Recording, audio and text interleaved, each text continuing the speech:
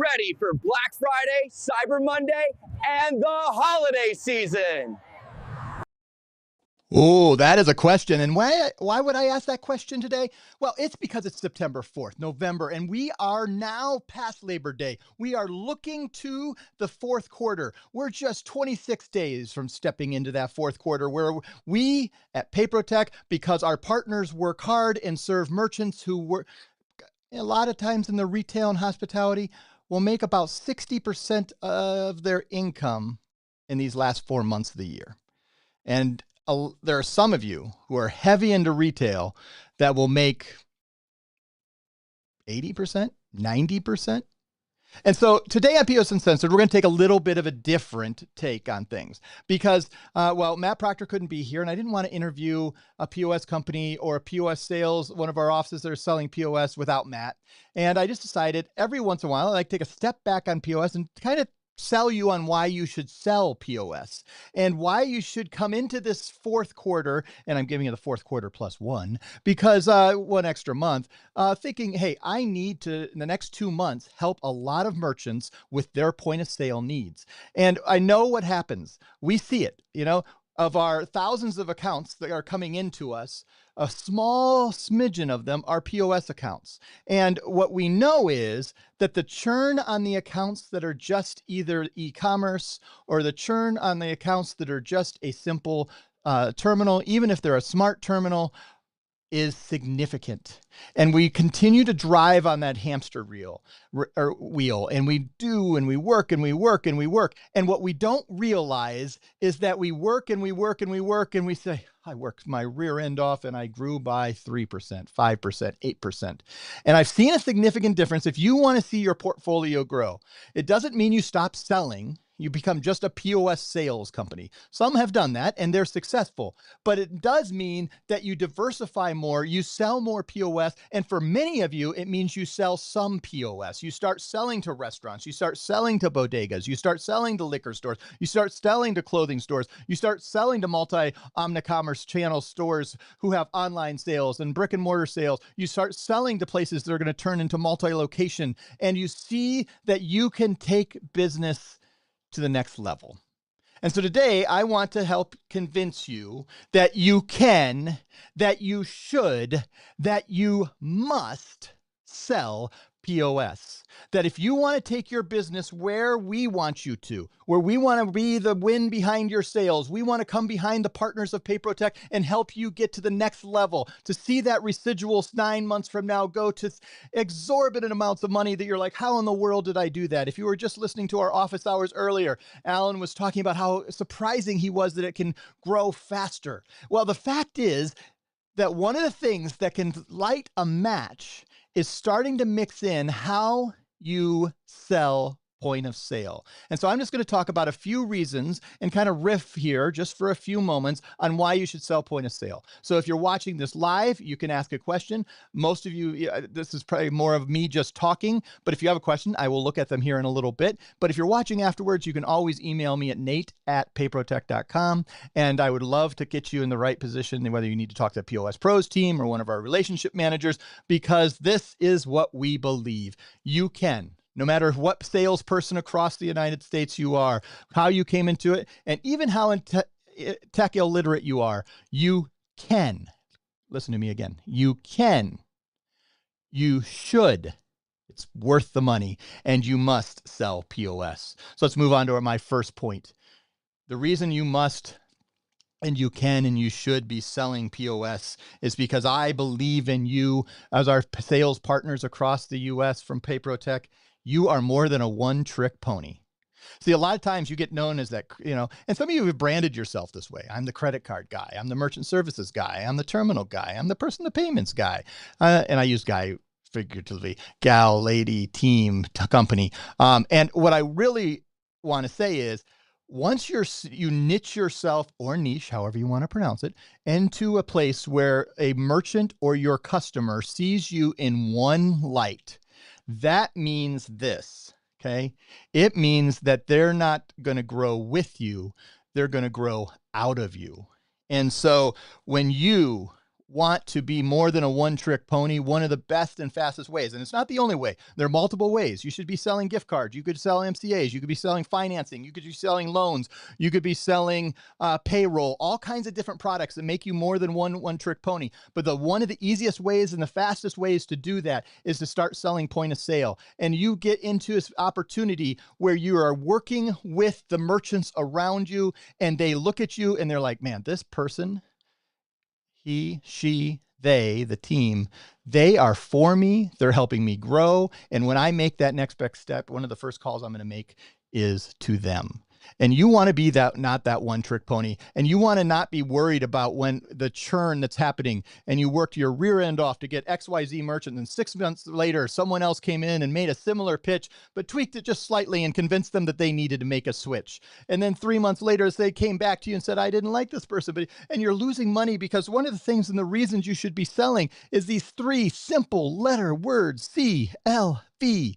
CLV, as we celebrate this new season of football starting tonight here in September 4th, as we start in the NFL and college started this last weekend. Well, a lot of times we cheer on and get these chants cheering. And I want you to have a chant in the back of your head. As much as I think it should be Go Blue, let me make sure you know where I stand. Sorry, Jerry Pierce and all our Oklahoma fans. Michigan's coming to town this weekend. We're going to do our best. I'm not going to predict for sure a win, but it's going to be fun. Now, back to this chant that's in the back of your head. CLV, CLV. That does not stand for Colorado's Life Vengeance. I don't know. I guess it is customer life value, how much you make from a customer and for the work you put in to get that original sale. And the longer you sell POS, the more you're in POS, the more you add other value adds that we could talk about. That's more of an office hours discussion and other training or talking to your relationship managers. But the customer lifetime value, when you walk into a door and you close a company on a POS that's going to run their payroll and going to run their time clock in and clock out and do all their reporting for them. And on top of that, it's going to put the dual pricing in there and make it easy. And it's going to print the labels for them and all the things that can happen and run through a POS. Over 150 features that are on different of our POS systems that are helping them run a smooth business. And you're saving them time and money. That means they work with you, they grow with you, they make you more money, and the customer lifetime value is significant. The last time I saw a stat, it's 800%. It's now, I don't know if anybody's done it. I didn't do research before I got on here, but 8 times more money is going to come in from someone who's doing a POS. Now, do you work harder on the upfront? Absolutely. And so you have to decide and balance that. And it's the diversity of how you're selling your products and how you niche yourself into this business. But the CLV, the customer lifetime value, helps you focus on something that helps you diversify becoming a good POS salesperson. And you say, hey, Nate, I just don't know. I understand, but it's so much more complicated. I'm not tech savvy. I don't like to, here's the real reason. And there's multiple reasons of things, but I think you get a village when you start selling point of sale. Now, at PayProTec, you have your relationship manager and trainers, and hopefully you've had that incredible experience that Danny and our team have put together as our partners come in and they get trained and you get launched and you can call back in, and Jenny's going to walk you through how to do an app, and Coach Mike is going to help you understand how to read your back office, and we're going to walk you through making sure you have all the tools and tricks and things to do to help you grow and ground your business, because we don't grow unless you sign that merchant, and once that merchant starts processing with us and that merchant continues to grow and you make money, then we make a little bit of money, and then we all grow together. But when you're going in the POS world, then you add a whole nother team of people that are helping you. You got Matt Proctor, who's usually on our POS Uncensored show, who brings a whole team of POS pros.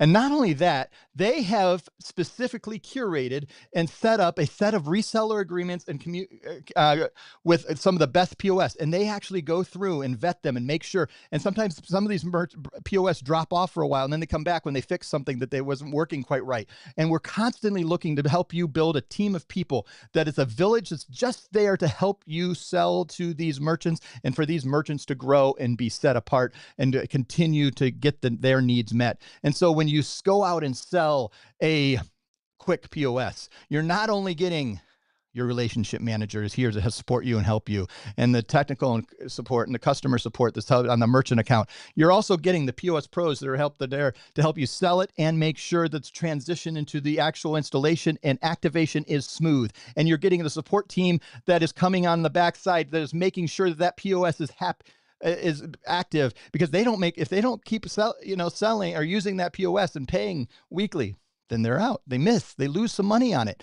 And you get a village when you get working in POS. And so not only are you, not just a one-trick pony, not only are you, because I kind of went past this, that not only are you growing with your merchant and they're seeing you and saying, man, every time they make a step, they're calling you, and they're not just growing out of you and they think, we're too big for you anymore. We're going to have to go find someone else to do this. And the only way that happens is the only company that it's when they hit their 100th location in their Walmart. That's when they grow out of you. And even then you can probably if you've been able to navigate that far, you're probably going to still have a piece of the pie. The fact is, no one should ever grow out of you. You should be growing with your merchants. And POS is a great way, the point of sale systems, to be able to navigate that and help them go from one location to 100 locations, help them grow from doing inventory on an Excel spreadsheet or a piece of paper in the back on a pencil that occasionally breaks and smears and frustrates the whole group, to being able to run the inventory, to be able to using NFC shelf tags, all kinds of things that you can do, and you can add value to be able to do, checkout or employee list checkout, and be able to do that with a retail cloud or a Corona. All these things, you're adding these value adds, and that customer lifetime value is going up. And that village that's helping you not only close a deal, install a deal, activate a deal, and keep a deal, to help you make sure that the hamster wheel that you're running on is the most efficient it can possibly be. And when you look and sign up a merchant, you are 20 months down the road, 40 months down the road, 8 years down the road, and you look back, maybe they've been on 3 POS systems because you've grown and had to navigate what they needed and their tools and things. And maybe they even sold their company and you're on the second owner, but your lifetime value is significantly more when you start putting some of these POS deals in here. Is it more work? Yes. But the fact is, you can, because you have the village that's going to be around you. You should, because the customer lifetime value will help you be more than a one-trick pony and help you diversify and grow your residual to new next levels. And you must sell POS. And we've been saying this for years, but the numbers keep going up. And even the fact is, at some point, with all the AI and all the technology and all the things, you're lessening the people you can sell to when you're not selling the higher end technology. And you don't have to be a savant. You don't have to be a tech guru. You don't even have to know all the keywords, because together with the POS pros and the POS companies they've chosen to partner with, and your relationship managers and all the team here at PayProTec, the village is behind you. It's next to you. It's supporting you, and it's ready to help you become the best POS salesperson that you can become. And that is why you should sell POS. You must sell POS. You should sell POS. And for those who are sitting and scampering in a corner and worried and saying, man, I just can't do that, I don't know. Let me tell you, there are a lot of our partners who said they would never sell POS that are now selling 1, 3, 5 a month. And that continues to snowball and is building long-term lifetime residuals that are significantly more and significantly longer than if you're just selling terminals or authorized.net accounts or some, invoicing. Should you stop selling those? No, just saying diversify, because POS should be part of a paymentpreneur's journey of helping you make sure that you are being the best payment company that you can be. And PayProTec, we're committed to being that type of people that are here to help you do that. I want to thank you for watching today. This has been a little bit different, POS Uncensored. POS Uncensored comes usually on Thursdays, but the next couple of weeks, we're going to take a week off next week because we're going to be at WSAA. If you're watching this live and or before September 8th, 9th, and 10th, we're going to be in Scottsdale, Arizona. Several of us are going to be there. Email me at nate@payprotec.com, and I will make sure that we meet up. We have a booth right there. We're doing what's called a 3-booth arena, where you can go to 3 booths. We're right next to each other. There's 3 out of 4 booths in a row where you can get your 1942 and come talk to us from us. You can go over to Enroll and Pay and get your little mixer to make your margarita, and go over to Order Counter and get your little tumbler so you can mix your margarita. And then once you've got all 3 pieces, you get the opportunity to then go sign up and win a large bottle of tequila on not just the 2.5 ounce ones that we're going to give you, but it is 1940 John Julio 1942. It's pretty good. It's a top shelf margarita. So we are excited for you to come join us. If you're going to be at WSA in Scottsdale next week, please do us. If not, we're going to be back on POS Uncensored here in 2 weeks, but I think it's going to be not on Thursday for some schedule conflicts. Look for your emails or your text messages about when that is. But we got some new people that we're going to talk to about selling POS. I want to thank you for joining us. I want to thank you for being part of PayProTec Nation for those who are. And if you're not, just email me, nate@payprotec.com. I'd love to get you connected to learn how we could do some business together, how we would love to come behind you and around you and help you grow your best payments business. Thank you very much. And we'll see you next time on POS Uncensored.